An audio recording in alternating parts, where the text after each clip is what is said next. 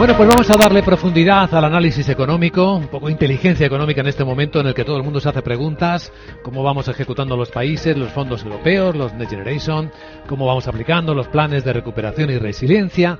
Y hoy tenemos el lujo de contar con nosotros aquí en directo con Paloma Baena. Es experta en sostenibilidad, en gobernanza, en políticas públicas. Bueno, como directiva de la OCDE, del Banco Mundial y del Banco Interamericano durante más de 15 años, ha estado asesorando y trabajando con gobiernos y con empresas en el desarrollo de proyectos de cooperación pública y privada.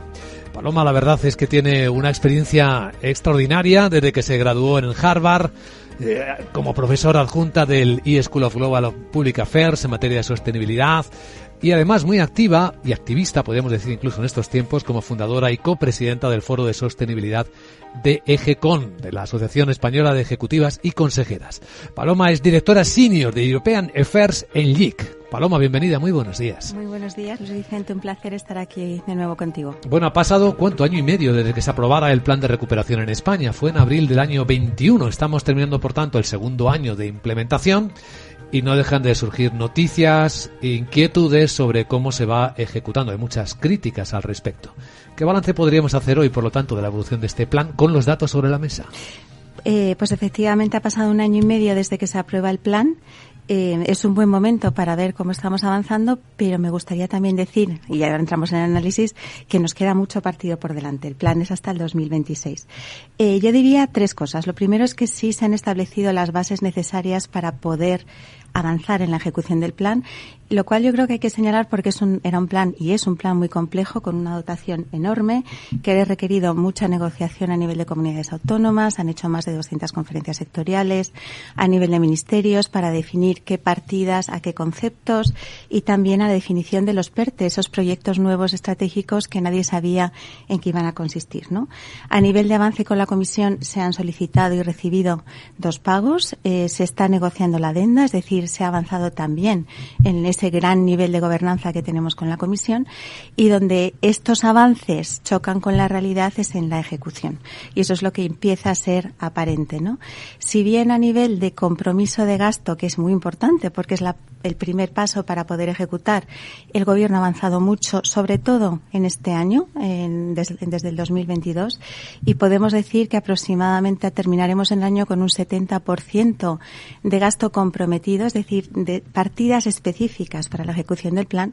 Luego la realidad de esa ejecución choca con la capacidad administrativa del Gobierno. Esto es algo que dijimos desde el inicio, tú y yo lo hemos hablado muchas veces aquí, y empieza a ser notorio que se retrasa lo que es la llegada de los fondos a los proyectos porque la capacidad de la Administración es insuficiente para absorberlos. Así que tenemos este diagnóstico en el que hay una gran coincidencia. El Gobierno ha ido rápido en la aprobación, en los compromisos, y luego en la maquinaria burocrática parece que se está ralentizando. Hemos escuchado en estos micrófonos casi a diario quejas de las empresas y de las asociaciones en este sentido, ¿no? Es lo que dicen, ¿no? Es de lo que se quejan las empresas. Bueno, las empresas también han tenido un choque con la realidad versus las expectativas iniciales del plan, ¿no? Y yo creo que hay 3 puntos también fundamentales para estas quejas, fundamentadas en muchos casos de las empresas. Lo primero tiene que ver con los plazos, lo que hablamos, ¿no? Plazos que van desde cuánto tiempo tengo para presentar un proyecto muy complejo, que han pasado de ser 30 o 60 días, plazos de resolución de las convocatorias. Por ejemplo, hay convocatorias que han tardado más de un año en resolverse, y ahí de nuevo vuelvo al tema de capacidad, ¿no? Por ejemplo, en el caso del IDAE, que tiene muchísimos fondos por ejecutar, han pasado de gestionar 600 millones a gestionar 1.600 millones. Si no preveemos cómo vamos a absorber esos fondos iniciales, lógicamente tardaremos mucho tiempo en resolver convocatorias que además son nuevas e innovadoras, ¿no? Y luego, bueno, aquí hay un tema de incertidumbre alrededor de los plazos que no encaja bien con las necesidades de planificación y de inversión de las empresas. Otro punto donde yo creo que la queja, y aquí sí que lo asocio más a un tema de expectativas de las empresas, es recurrente en los montos. ¿Cuánto pueden recibir dentro de estos proyectos? Pero es que la limitación de montos viene dada por el marco europeo, por el marco de protección de la competencia, lo cual significa que las subvenciones son entre 15 y 20 millones en su mayoría por proyecto y por empresa. Cuando al principio, ¿te acuerdas que se hablaba del plan con miles y miles de millones en subvención? Se están recibiendo subvenciones, son millonarias, pero claro, entre la expectativa y lo que es posible hacer dentro del marco de ayudas de Estado de la Unión Europea, pues hay un gap, ¿no? Y por último, yo diría que hay complejidades en las convocatorias, precisamente en muchos casos porque se ha intentado hacer algo innovador. Y eso choca muchas veces con la capacidad de nuestra administración para ser verdaderamente innovadora. Entonces, se hacen convocatorias complejas por su vocación de vincular pyme con gran empresa, vincular objetivos de impacto con objetivos de inversión, pero al final la realidad administrativa nuestra se vuelve a poner en el proceso, en el detalle, en los avales, en las justificaciones, y hace que sean procesos muy complejos, y al final, entre los plazos, los montos y la complejidad, algunas empresas pues están desistiendo, claro. Ese es el problema, porque el gobierno parece seguir confiando en el impacto positivo que tenga en la economía, incluso en este momento de desaceleración, que la llegada de nuevos fondos permita que los presupuestos tan discutidos puedan ser más próximos a la realidad de lo que ahora apuntan las predicciones macroeconómicas. Hace unos días la vicepresidenta Calviño decía que iba a solicitar el tercer pago de los fondos Next Generation incluso antes de que acabara el año, ¿no? Sí, bueno, el pago se tenía que haber solicitado un poco antes incluso. El pago se ha solicitado ya formalmente, lo cual no significa que Comisión y Gobierno, que mantienen un diálogo constante, no hayan tenido conversaciones ya informales, ¿no? Cuando se presenta el pago es porque ha habido ya bastante diálogo que hace sentir al Gobierno confianza en que si lo solicita es porque se va a resolver, ¿no? Nosotros desde la unidad Next Generation de Llorente y Cuenca lo hemos analizado en detalle.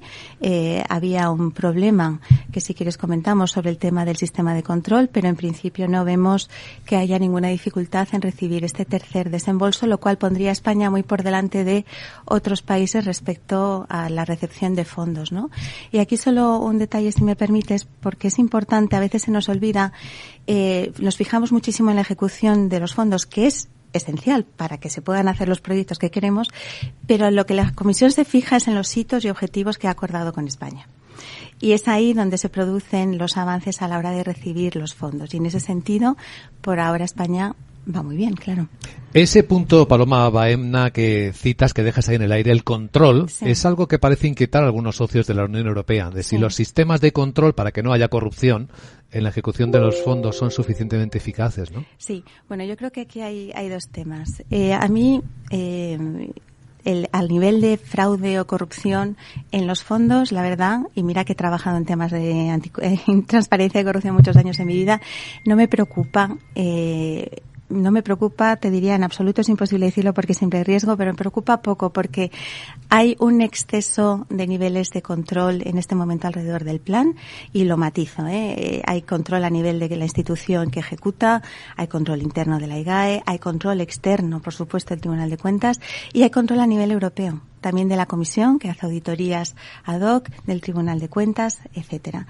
Me preocupa más el tema de la transparencia, es decir, que todo ese control que se está haciendo resulte en información, te diría, casi a tiempo real, ¿por qué no?, del avance de ejecución, porque esto generaría mucha mayor confianza.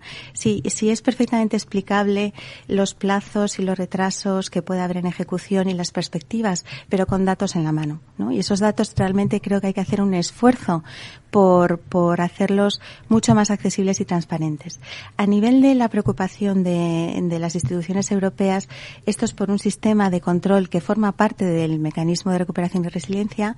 Es un sistema europeo que cada país debe integrar, que España acordó en los últimos 9 meses de alguna forma integrar en sus propios sistemas de control, lo cual significa vincular a las comunidades autónomas con una plataforma a nivel europeo que es muy compleja. Eso se ha retrasado, pero se va a solventar de cara al tercer pago, ¿no? Y entonces era una obligación que quedaba pendiente por cumplir, que ha tenido mucha complejidad, más retraso de lo que hubiera sido deseable, pero que para el tercer pago estará solventada, yo creo. Como conclusión, Paloma Baena, para que nuestros oyentes entiendan dónde estamos y qué nos preocupa con la ejecución de estos planes, ¿dónde dirías que están las claves o cuáles son los hitos en este momento en el que hablamos? Pues desde luego en la aceleración de las convocatorias, para generar esa sensación de que esos fondos que están ahí, que son reales, van a llegar a los proyectos, aceleración en términos de plazos y de resolución y predictibilidad. O sea, si se puede, que las empresas tengan mayor visibilidad de qué va a pasar, ese es un tema clave.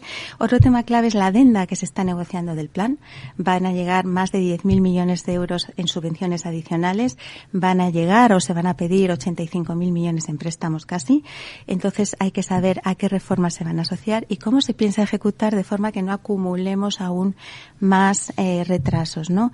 Creo que hay un tema clave para el próximo año que es la reforma pendiente, el impacto en la sostenibilidad de las pensiones. Esto es algo que la Comisión ha anunciado que va a seguir muy de cerca, es donde va a prestar mucha atención y viene de cara al cuarto desembolso y por tanto hay que estar muy pendientes de ese tema.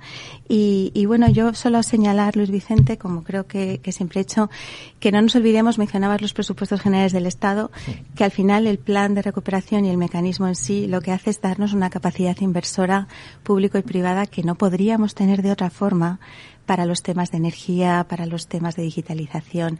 Lo tenemos que hacer muy bien, tenemos que seguir creyendo que esto es una oportunidad porque lo es y sobre todo pensar que en el medio plazo, si el ejercicio de los planes de recuperación funciona, Europa es posible que adopte un mecanismo como este de forma permanente y esto nos daría como Unión Europea pues unas perspectivas de inversión conjunta en temas estratégicos que serían pues muy necesarias, ¿no? Sería un gran avance histórico, seguramente. Paloma Baena, directora senior de European Affairs en LIC, muchísimas gracias por este completísimo análisis y hasta una próxima ocasión. Encantada, como siempre. Gracias, Luis Vicente.